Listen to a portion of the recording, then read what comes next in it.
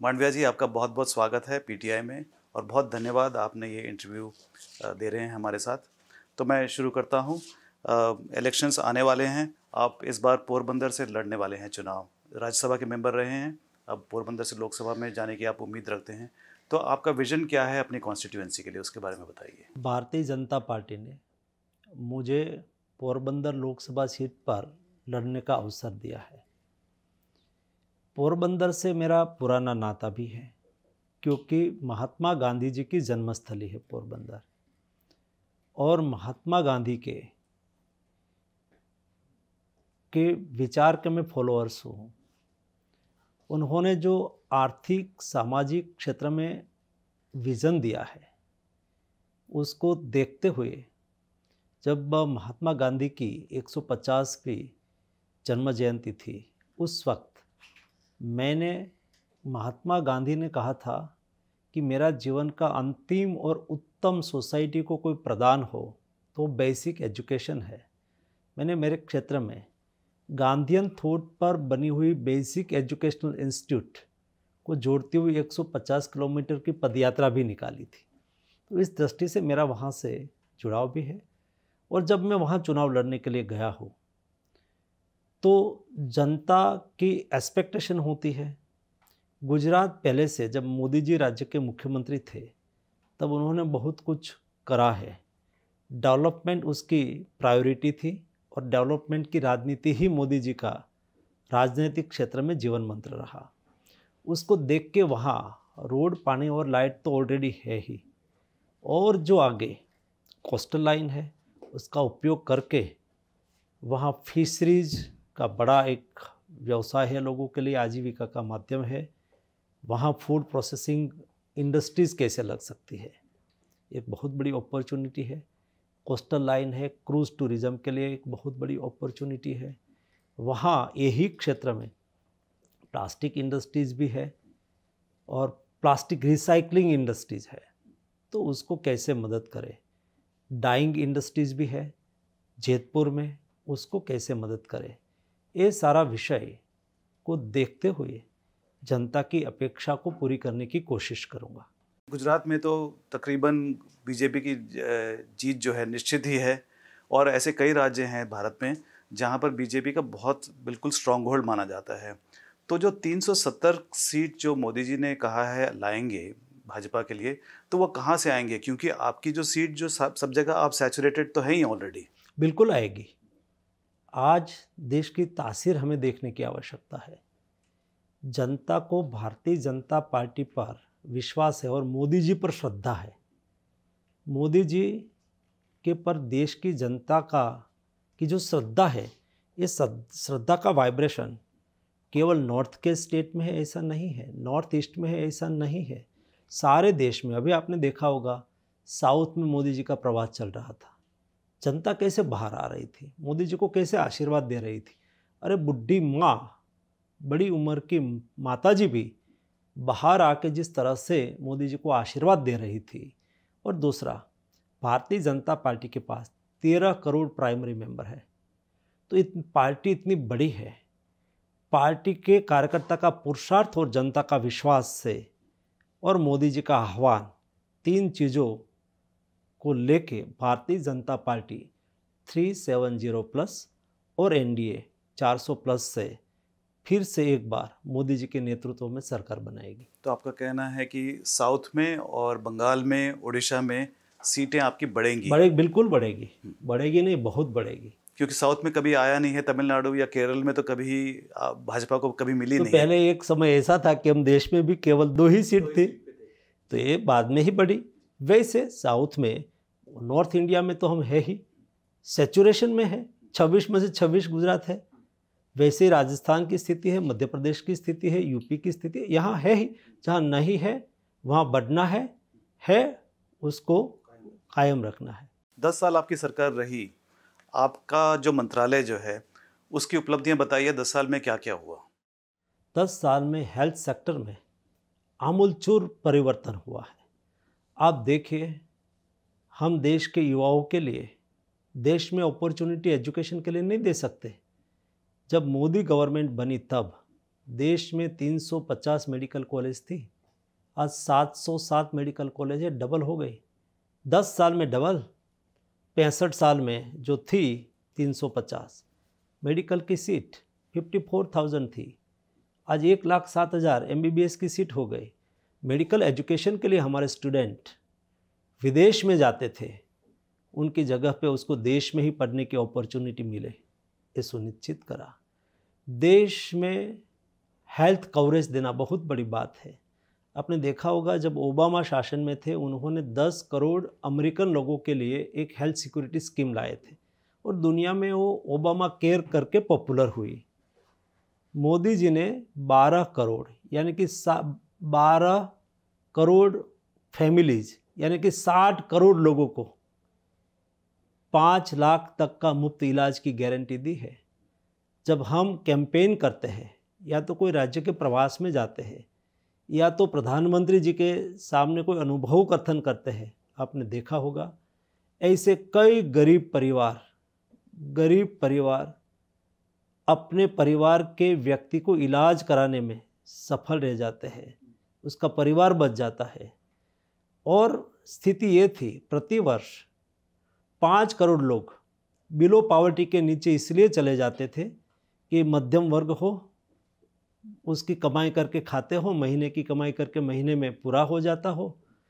ऐसे लोगों के यहाँ कोई बीमारी आ जाती है, बड़ी बीमारी आ जाती है, कोई कैंसर की बीमारी आ गई, हार्ट की बीमारी आ गई, वैसी स्थिति में वो बिलो पॉवर्टी के नीचे चले जाते थे। ऐसे 5 करोड़ लोग प्रतिवर्ष बिलो पॉवर्टी के नीचे चले जाते थे।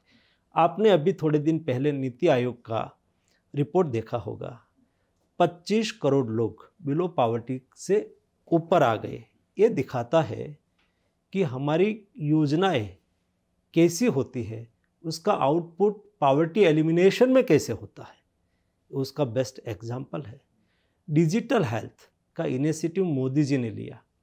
डिजिटल हेल्थ सेक्टर में आज गरीब लोगों तक हम हेल्थ को एक्सेस कैसे करें, तो आज हमारे पास देश में 1,50,000 से अधिक आयुष्मान आरोग्य मंदिर है, यानी कि 5-6 हज़ार पॉपुलेशन पर एक आयुष्मान आरोग्य मंदिर। उसको हमने टेली कंसल्टेशन से जोड़ दिया, टेलीमेडिसिन से, तो डिस्ट्रिक्ट हॉस्पिटल को हब बना दिया और आयुष्मान आरोग्य मंदिर को स्पोक बना दिया। मैं यहाँ एक बार कैंसर इंस्टीट्यूट झज्जर जा रहा था, तो रास्ते में एक आयुष्मान आरोग्य मंदिर गांव में मैंने देखा, तो मैंने बताया नहीं, मैं अंदर चला गया। उसको भी पता नहीं था कि हमारे पीछे आके एक मिनिस्टर खड़ा हो गया है। एक महिला को एक डॉक्टर चेक कर रहे थे और वो टेली कंसल्टेशन से PGI चंडीगढ़ के साथ जुड़ गए। वहाँ के स्पेशलिस्ट डॉक्टर उसको वो बात कर रहे थे, दोनों डॉक्टर बात कर रहे थे, बगल में पेशेंट बैठे थे। तो बाद में डॉक्टर साहब ने कहा कि मुझे पेशेंट से भी बात करनी है, तो थोड़ा सा उन्होंने मूव कर दिया लैपटॉप, तो उन्होंने बात PGI चंडीगढ़ के एक्सपर्ट डॉक्टर से पेशेंट की बात हुई और उन्होंने कहा कि इस टाइप की मेडिसिन लिख दो, आवश्यकता होगी तो हम आपको यहाँ बुला लेंगे। एक गरीब व्यक्ति के लिए बहुत बड़ी बात है, उसके पास पैसा नहीं होता है, मजदूरी एक दिन की छोड़ के वो हॉस्पिटल आए होंगे और वहाँ से डॉक्टर उसको रिकमेंडेड कर देते कि आप दिल्ली जाओ, तो बेचारे को जाना पड़ता, एक व्यक्ति को साथ में भी जाना पड़ता। टेली कंसल्टेशन से आयुष्मान आरोग्य मंदिर स्पोक के रूप में जुड़ जाने से पर डे 3 से 4 लाख टेली कंसल्टेशन होता है, यानी कि 3 से 4 लाख लोगों को स्पेशलिस्ट डॉक्टर की एडवाइस अपने गांव में मिल जाती है। बहुत बड़ी बात है। हमने हेल्थ इंफ्रास्ट्रक्चर को बढ़ाने की कोशिश करी, 64,000 करोड़ का हेल्थ इंफ्रास्ट्रक्चर मिशन चलाया, नेशनल हेल्थ इंफ्रास्ट्रक्चर मिशन, यानी कि एक डिस्ट्रिक्ट में एवरेज मिनिमम 70 से 80 करोड़ रुपया एक डिस्ट्रिक्ट में खर्च करने के लिए हमने व्यवस्था की ताकि हेल्थ इंफ्रास्ट्रक्चर रोबस्ट बने।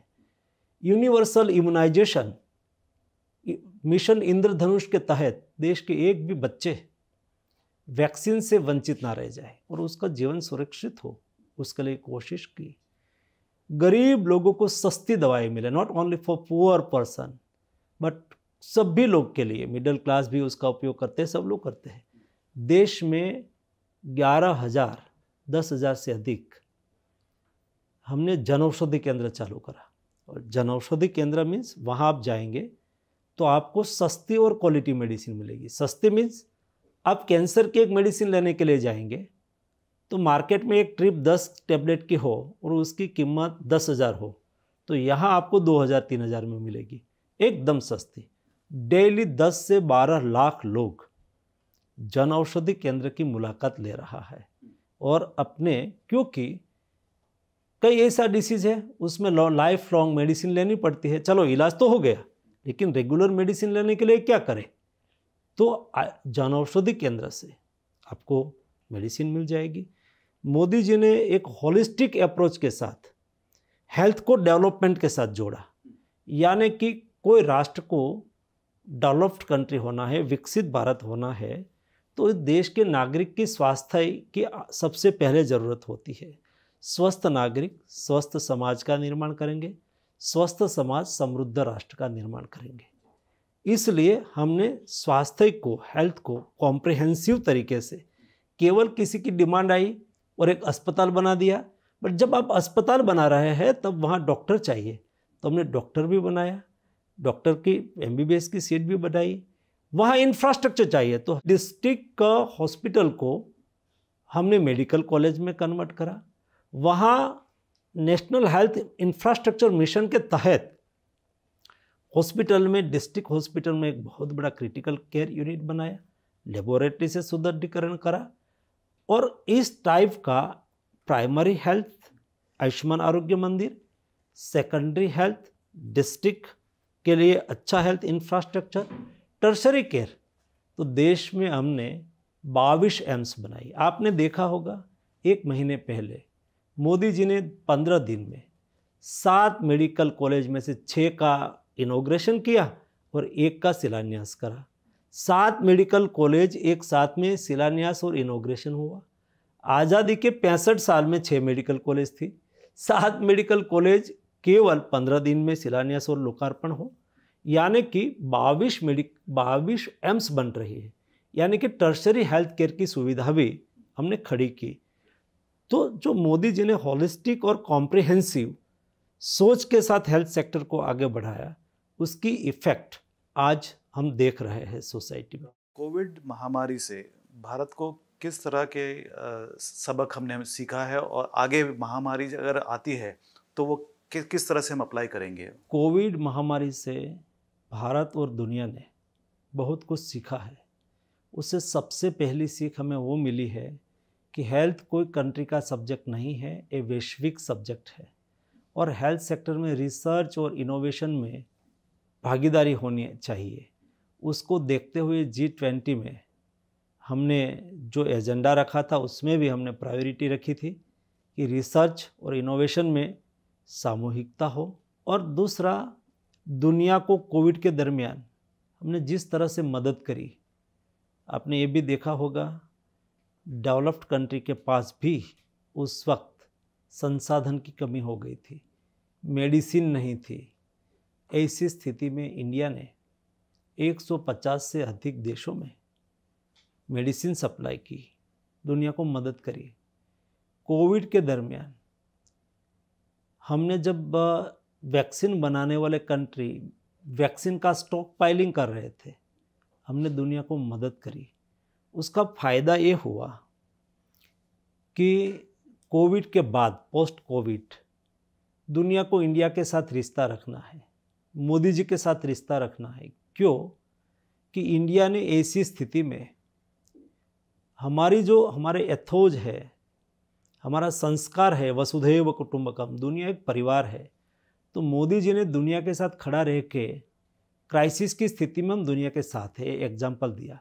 दुनिया चाहती है कि इंडिया एक ऐसी कंट्री है जो विपरीत परिस्थिति में, क्राइसिस में हमारे साथ खड़ी रहती है। इसलिए आज दुनिया इंडिया के साथ ट्रेड करना चाहती है, इंडिया के साथ दोस्ती रखना चाहती है। उसका नतीजा आप देख रहे हो, इंटरनल और एक्सटर्नल दोनों विषय पर आज जिस तरह से काम हुआ, इसलिए तो हम 7%, आज ही मैं सुबह में पढ़ रहा था कि इंडिया की इकोनॉमी 7% से ग्रो करेगी। तो ये बताता है कि इंडिया जो मोदी जी के नेतृत्व में जिस दिशा में जा रहा है वो दिशा सही है। मोदी जी ने एक बहुत महत्वपूर्ण विषय के बारे में भी बात उठाई है, सर्विकल कैंसर। तो इंडिया का क्या, हेल्थ मिनिस्ट्री का क्या अप्रोच रहेगा? वैक्सीन तो अभी बहुत दूर की बात है, तो किस तरह से इसको हम देखेंगे? मोदी जी ने इस बजट में कहा है कि सर्वाइकल कैंसर पर हम काम करेंगे और उसके लिए महिलाओं में अवेयरनेस के लिए और वैक्सीन अवेयरनेस के लिए काम करेंगे। जो कहा है वो हमारे लिए एक बेंचमार्क बन जाता है, उसके ऊपर हमारी मिनिस्ट्री अवश्य काम करेगी। जी, आप केमिकल्स एंड फर्टिलाइज़र के मिनिस्टर भी हैं। अभी आपने कहा था कि इंडिया सेल्फ सफिशिएंट हो जाएगा यूरिया के प्रोडक्शन में 2025 तक, अगले साल तक। क्या स्टेटस क्या है उसका? उसमें फर्टिलाइज़र वो हमारी एग्रीकल्चर के लिए बहुत ज़रूरी है और मोदी जी के शासन में अब तक हम सालों तक 60 के दशक में जो केमिकल्स फर्टिलाइज़र आया तो 65 साल तक हम केवल यूरिया, डीएपी और एनपीके पर ही रहे और उसमें नए समय में नई टेक्नोलॉजी आनी चाहिए, अल्टरनेट फर्टिलाइज़र आना चाहिए, उसके पर काम नहीं हो रहा था। मोदी जी ने अल्टरनेट फर्टिलाइज़र पर काम करा और आपने देखा होगा नैनो यूरिया आ गया, नैनो डीएपी आ गया। नैनो यूरिया यानी कि एक बोतल यूरिया की बैग और एक 500 ml नैनो यूरिया की बोतल, दोनों सेम है और उस स्प्रे कर दो, इक्वल हो गया। और जब आप कन्वेंशनल यूरिया डालते हैं तो 60% यूरिया या तो हवा में चल जाता है नाइट्रोजन बन के या नीचे चला जाता है, तो 30% ही उपयोग क्रॉप के लिए होता है। तो अल्टरनेट फर्टिलाइज़र का उपयोग बहुत अच्छा है, उसको हम आगे बढ़ा रहे हैं। दूसरा, आज तक हमें, आपने जो कहा कि यूरिया में आत्मनिर्भरता कैसे आएगी, हमने द्विपक्षीय एक्शन करा है। एक एक्शन हमारा है कि देश में यूरिया का 5 नया प्लांट मोदी जी ने लगाना शुरू करा। एक गोरखपुर, तालचर, रामागुंडम, सिंदरी, तो ये 5 और बरौनी, 5 फर्टिलाइज़र प्लांट देश में नया यूरिया का लगना चालू करा और उसमें से 4 प्लांट ऑलरेडी प्रधानमंत्री जी ने डेडिकेशन ऑफ नेशन कर दिया और उसकी क्षमता थी 12.5 लाख मेट्रिक टन प्रति वर्ष। देश को प्रति वर्ष चाहिए 350 लाख मेट्रिक टन यूरिया। तो आज हमारा देश की डोमेस्टिक प्रोडक्शन कैपेसिटी, जो जब मोदी जी देश के प्रधानमंत्री बने 225 से 230 लाख मेट्रिक टन थी, वहाँ से बढ़ा के आज हो गए 310 लाख मेट्रिक टन, बचा 40 लाख मेट्रिक टन। 2 साल में हम अल्टरनेट फर्टिलाइज़र को पुश करेंगे और एक हमारा यूरिया का तालचर प्लांट आना बाकी है, तो उससे और 12 लाख मिल जाएगा, तो हो जाएगा 300-325 लाख मेट्रिक टन हमारा प्रोडक्शन हो जाएगा। 2025 के पहले 20-25 लाख मेट्रिक टन हम अल्टरनेट नैनो यूरिया से रिप्लेस करेंगे। तो हमारा एजेंडा बहुत क्लियर है, 2025 अंत तक मोदी जी देश को यूरिया के इंपोर्ट की जो हमारी रिक्वायरमेंट थी उसको ख़त्म कर देंगे। तो इंपोर्ट बिल ज़ीरो हो जाएगा? इंपोर्ट बिल ज़ीरो हो जाएगा। अच्छा, एक सवाल आपसे ये भी पूछना था कि कुछ ऐसे रूमर चले थे कि दवाइयों का जो दाम है वो बढ़ने वाला है, इसके बारे में क्या ये सही है? बिल्कुल सही नहीं है। कोई मेडिसिन का प्राइस बढ़ने वाली नहीं है। NPPA, नेशनल प्राइसिंग अथॉरिटी, वो एसेंशियल जो मेडिसिन है उसकी प्राइस पर वो देख रेख रखती है और प्रति वर्ष WPI जो इन्फ्लेशन बढ़ता है तो उसको प्राइस बढ़ाने की अनुमति मिलती है और डाउन जाता है तो डाउन करते हैं। इस साल इन्फ्लेशन नहीं बढ़ा है, यानी कि 0.00 पॉइंट में इन्फ्लेशन बढ़ा है, तो हमारी कंपनी इस साल कोई प्राइस बढ़ाने वाली नहीं है। तो ये मोदी की गारंटी की तरह ये मनसुख मांडविया का गारंटी है कि इस साल प्राइस नहीं बढ़ेगा? नहीं बढ़ेगी, मनसुख मांडविया की नहीं, मोदी जी की ही गारंटी है। ये हमारा जो फर्टिलाइज़र सब्सिडी बिल है सरकार का, वो काफ़ी ज़्यादा है, तो उसका क्या कुछ एस्टिमेट है कि इस फाइनेंशियल ईयर में कितना होगा ये सब्सिडी बिल? मोदी जी ने बहुत क्लियर करा है, क्योंकि फर्टिलाइज़र की इंटरनेशनल प्राइस प्लस माइनस होती है तो सब्सिडी का बिल बढ़ता भी है। आपने देखा होगा जब कोविड आया, यूक्रेन रशिया क्राइसिस आई, वैसी स्थिति में दुनिया में डीएपी और यूरिया की प्राइस बहुत बढ़ गई यानी कि एक बैग यूरिया की प्राइस हो गई 4,000 रुपया, एक डीएपी की प्राइस हो गई 4,000 रुपया। हम किसान को 266 रुपये में एक बैग यूरिया दे रहे हैं, तो हमें उसको देना पड़ा 3,700 रुपये की सब्सिडी एक बैग पर देनी पड़ी, और हमारा फर्टिलाइज़र की सब्सिडी का बिल हो गया 2,54,000 रुपया। लेकिन ऐसी स्थिति में भी मोदी जी ने सब्सिडी बचाने के लिए कोई किसान के ऊपर बर्डन नहीं डाला। मोदी जी ने उस वक्त कहा था हमें कि जितनी सब्सिडी किसान को देनी पड़े इतनी हमें देनी है, लेकिन किसान को खाद की कमी नहीं रहनी चाहिए। जब वैसा प्राइस फ्लक्चुएटेड होता है तो फर्टिलाइज़र गवर्नमेंट कंपनी भी लाती है, प्राइवेट कंपनी भी लाती है। भूतकाल का ये अनुभव था कि जब प्राइस इतनी बढ़ जाती थी तो कंपनियां बाहर से खाद नहीं लाती थी और देश में फर्टिलाइज़र की किल्लत होती थी, क्राइसिस होती थी। लंबी लंबी लाइनें किसान की लगती थी और किसान के पर लाठीचार्ज होता था। आपने देखा होगा 10 साल में एक बैग पर 3,700 रुपया की सब्सिडी देकर भी मोदी जी ने देश में खाद की किल्लत नहीं रहने दी। इसलिए कंटिन्यूस 10 साल से किसान को पर्याप्त मात्रा में खाद मिल रहा है। अल्टरनेट खाद भी आज मार्केट में उपलब्ध है, नैनो डीएपी उपलब्ध है, नैनो यूरिया उपलब्ध है, और उसको छिड़काव करने के लिए भी मोदी जी ने नई टेक्नोलॉजी लाई, ड्रोन का एग्रीकल्चर में यूज़ करने वाला सबसे बड़ी कोई कंट्री है तो उसका नाम हिंदुस्तान है। और उसमें भी एक विशेषता है, मोदी जी ने कहा कि मेरे देश की महिला सशक्त होनी चाहिए, और देश की महिला को सशक्त करने के लिए मोदी जी ने कहा कि मैं 15,000 ड्रोन दीदी तैयार करूंगा।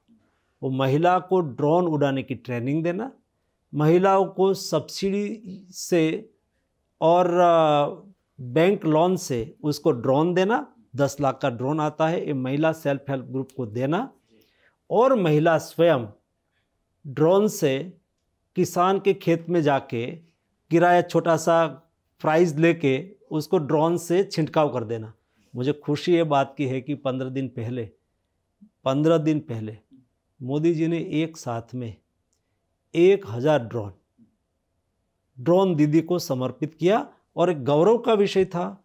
देश के 11 स्थान पर 100 महिलाओं ने, 100 ग्रुप में महिलाओं ने अपने ड्रेस में सज्ज होके ड्रोन का निदर्शन करा, और ड्रोन से उन्होंने किसान के फार्म पर छिड़काव किया, यानी कि वो ड्रोन दीदी बन गई, ड्रोन पायलट महिला है। आज ये महिला सशक्तिकरण भी हुआ, और किसान वर्तमान समय में जो न्यू टेक्नोलॉजी आ रही है, मैं तो ऐसा कहूँगा कि 60 के दशक में एक देश में एक फर्स्ट ग्रीन रिवॉल्यूशन हुआ।